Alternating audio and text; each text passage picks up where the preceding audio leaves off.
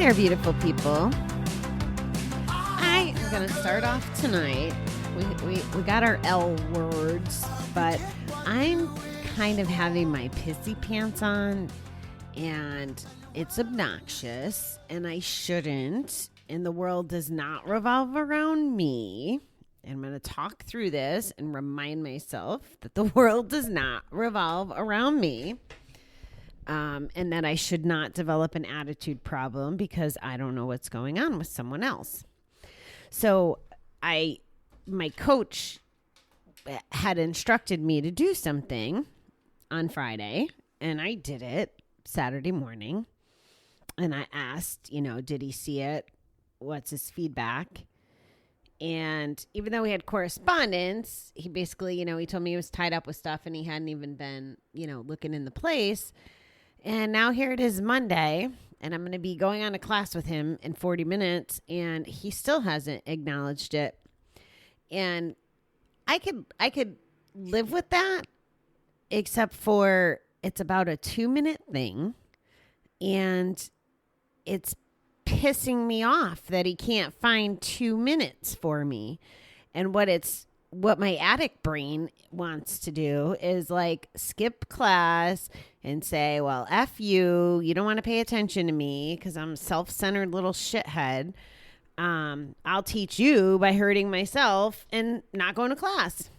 You think it's going to matter to him whether or not I'm in class? Probably not. No, I think it would, but I don't think it would. I would only be punishing myself. And I'm sharing this with you because it is complete attitude thinking, and I hate it. I hate that I still think that way or feel that way, but I do. So I'm being honest, and I'm working through it, and I'm going to go to class, and I'll be nice, and hopefully I won't be passive aggressive. My intention will be to relay my feelings without coming across like a shithead, because I'm very good at being a shithead. So that's my plan. Thank you for letting me download that. I'm imagining that you probably know what I'm talking about. When we don't get our own ways, we want to be assholes. Just comes with the territory. And unfortunately, I'm good at being an asshole. Sarcasm is my gift. So, okay. So what do we got for words tonight? We have, I think one of the common threads was live, laugh, love. That was a significant amount of the answers, either all together, independently. I did have a comedian say something about lube, which I told you, like, sex is in the air right now, or the concept of it. I don't know. Does it have something to do with Mercury not being in retrograde or however that works? I don't know. I'm trying to be silly about it. As far as recovery, like the things I'd like to focus on, and I guess because I'm being a little pissy pants about my coach, and you know what? It probably has nothing to do with him. I think I'm having pissy pants about some other stuff. I don't know. I'll have to sort through it, and I'll keep you posted. But letting go was a good self-care, positive activity, and it's something I need to do with whatever these cuckoo feelings are towards my coach, who is absolutely awesome 99% of the time. It's Bobby didn't get her way. Obviously, I didn't finish letting it go if I'm still telling you about it. Okay, breathe. But letting go is one of the greatest gifts we can give ourselves. It really is. See, you're going to cure me of this as I tell you so that hopefully I'll help you, which will in turn help me, which is what I'm grateful for you for all along. And I try to tell you that as often as I can because of things like this. So letting go is basically, in Bobby terms, I guess, emptying the negative shit out of our bucket. That's one definition of it. It's important to let go of the stuff that doesn't belong in our bucket, that's taken away from our positive space. And then there's other versions of letting go that are a little more complicated. letting go of a relationship. Obviously, I'm still struggling to let go of all the things that I need to in my last relationship. Letting go of hard feelings, or, there's a... All right, I'm going to be fresh, and hopefully by the time she hears this, she'll forgive me. But someone I know that hasn't spoken to her brother in, I think, 16 years, 15 or 16 years. And it's not without good reason, but it's still been a very long time. And when you don't speak to your brother and you're from a family that's still got living people in it, it can complicate things, whether the brother's a jerk or not. I believe that she should let it go, and I will say that she definitely shows up and tries to make the best out of days or events that he's involved in. But it's still, I can see it eating at her whenever he is around. So by not letting it go, it's staying in her bucket, and it's just tearing apart her soul. And I don't know how to explain this to her to get her to understand and to just free herself of all this. Like I could visualize the knots and the shit that comes with not letting go.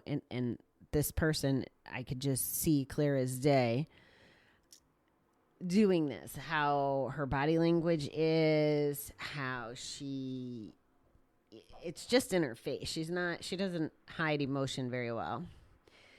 Where it gets interesting is she's also someone who provides me feedback, and she knows that my brother and I are not in the greatest place.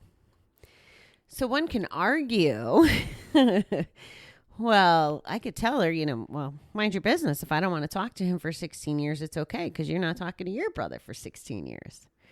However, that's not who I am. That's not how I'm going to play the game.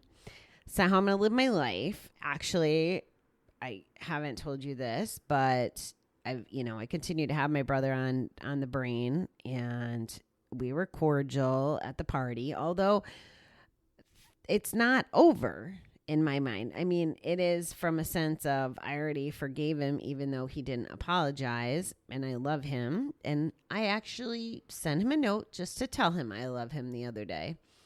I have not heard back, and I don't care, because it wasn't about him. It was about me. And I'll let go of the things that frustrated me by forgiving him and loving him. And I'll just move on, because that feels better. I've been doing a lot of things lately that just feel better when I let them go and tackle the issue. My brother is one of those things, just being honest with people, standing up for myself last week in a polite, positive, loving way when it came to talking to Brett after over 7 months. So I'm doing it the right way. And that's one of the things that I'm grateful for, is because I learned that skill in the last couple of years. So letting go has value. Letting go may not always be easy. And that's okay, because we're not growing, I don't think, if it's easy. Not as a general rule. I mean, if you could...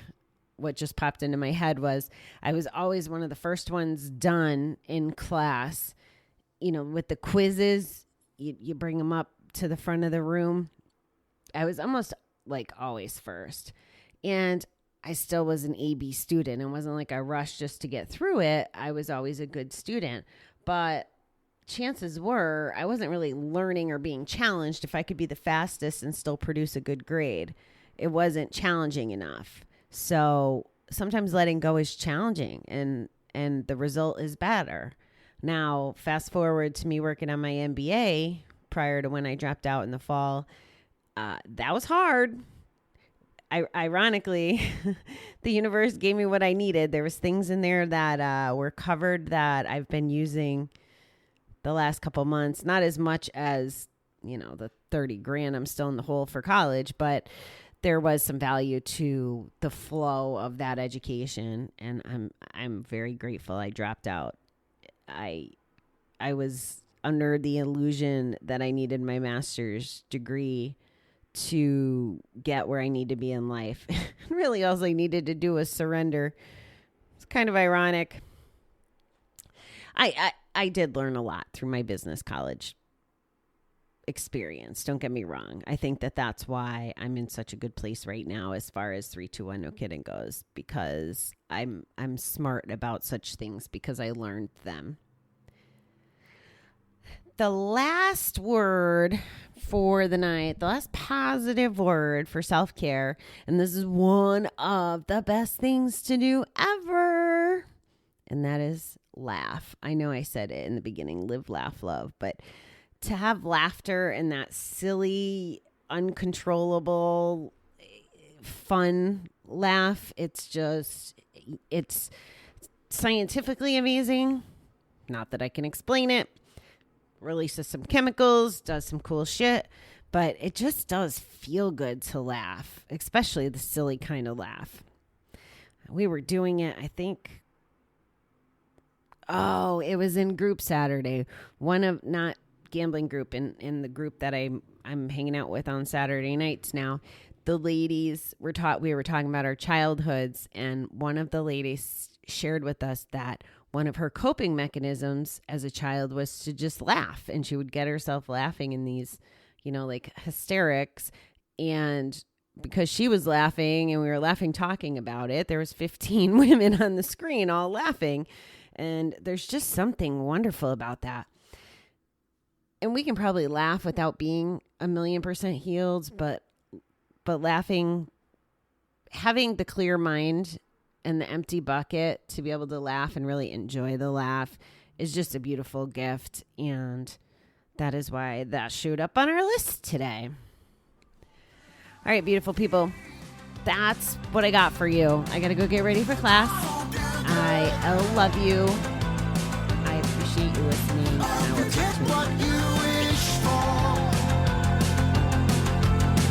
And you're well